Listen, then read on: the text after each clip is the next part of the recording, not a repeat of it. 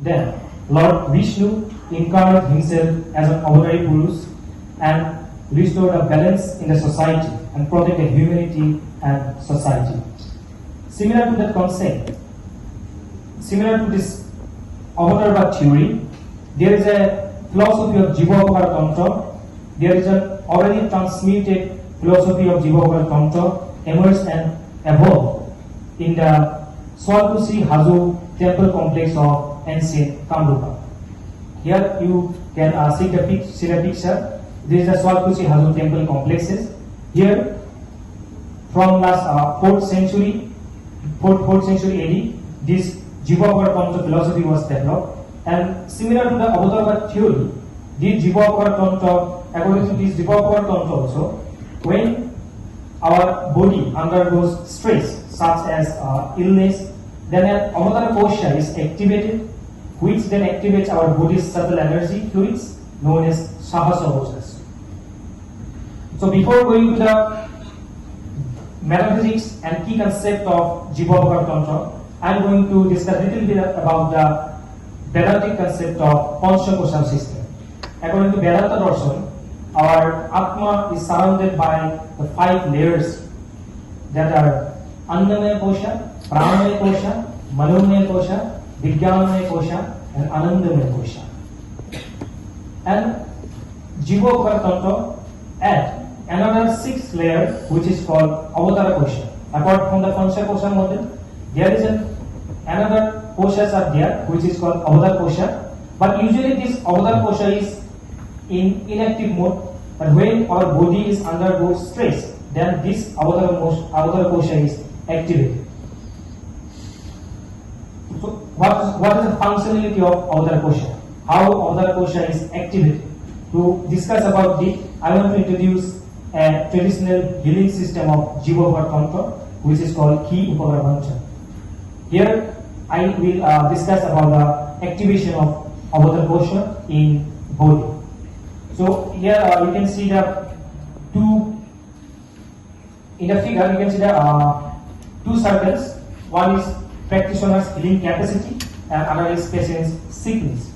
So in the traditionally when a person goes under stress like falling diseases, then our traditional healers going to that person, sit near to that person, and after doing some traditional methods, he wants to invoke his healer's body's subtle energy and connects to the and trying to connect the patient's body. And after the connection, there is an energy channel creates which is called Nadi, and from this Nadi, Bhagavadan Pragya is a kind of knowledge, is a kind of energy arises, and that energy actually activates the Avatara Kosha in the patient's body. And after activation of Avatara Kosha, Sahasra Ojas, a kind of energy fluids enhance in our body, which boosts the body's body's defense mechanism and immune system. After that, the patient is able to fight against the disease. This is the philosophy and the functionality of Jivapakara Tantra. And this is one of the yantra of Jivapakara Tantra, which is Ki Upakara Mantra. So what is the relation between Jivapakara Tantra and whey protein? So after Ki Upakara Mantra, whey protein extracted from cow milk was given to the patient as an essential part of their diet.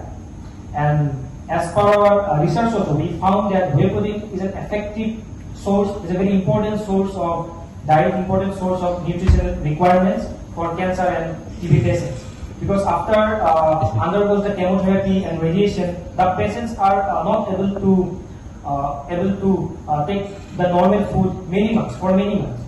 Through our conventional telemedicine care, we incorporated almost many patients. Last 3 years, we incorporated more than 200 patients in the rural population of Swalkushi Hazu area.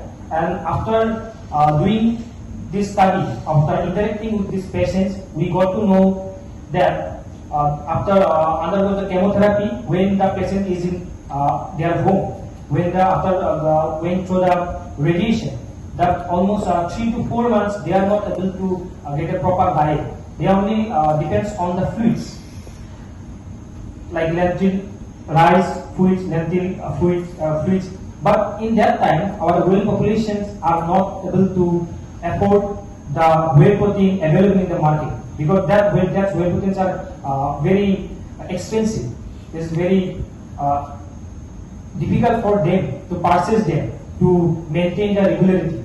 So that in that case, our rural populations undergo as a lack of protein deficiency. And after that, we saw many patients, they are died only because of anemia and protein deficiency, not because of cancer. They got relief from the cancer, but after that, due to the lack of protein, they are died because of protein deficiency. So, but in the other hand, these rural areas are very rich about the cow farming as a part of their culture, as a part of their indigenous processes. They are having lots of cows in their home. They have lots of goshalas in our villages, but the lack is that they are not aware of the making of whey protein for the patients, the importance of whey protein for the patients. So we are actually feeling that we are actually saw that gap and trying to fill up this gap through our whey protein production plan locally through the villagers. So through this plan, we are trying to interact with the goshalas and farmers of the rural population of Sualkusi Hazu, and trying to aware them about the importance of whey protein and train them how we can make the whey protein locally at home.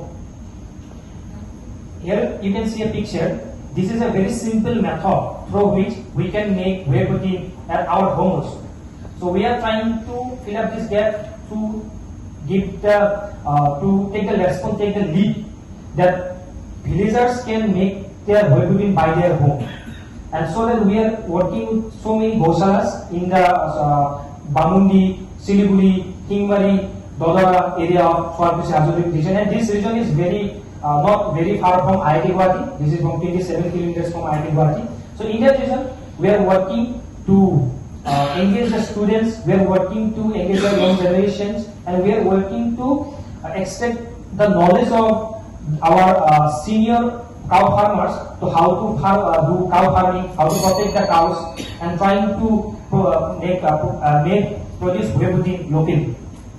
So our next plan ahead is to establish many more goshalas, to activate the many more goshalas in engagement with producing the whey protein in these regions for the population, and for mass production of whey protein for the rural population, with the rural population and by the rural population. So this is our study area of Sualkusi Hazu, so actually temple circuit of Sualkusi Hazu. So this is our plan. So in the last, I want to acknowledge in the first photo Jagat Khura, that is a traditional Jiva Puratantra practitioner of Sualkusi Hazu Kamrupa. Actually, from him we got to know about so many things. Our guide, Dr. Bikul Das, got to know about so many things. After this, I also acknowledge the book written by Dr. Bikul Das, Recovering the Spirit of Jiva Puratantra Vedic Altruism. And at the last, I want to thank my team, research scholars of Kobi Krishna Laboratory. And I think with the place of Gomata, we can make this plan happen. Thank you.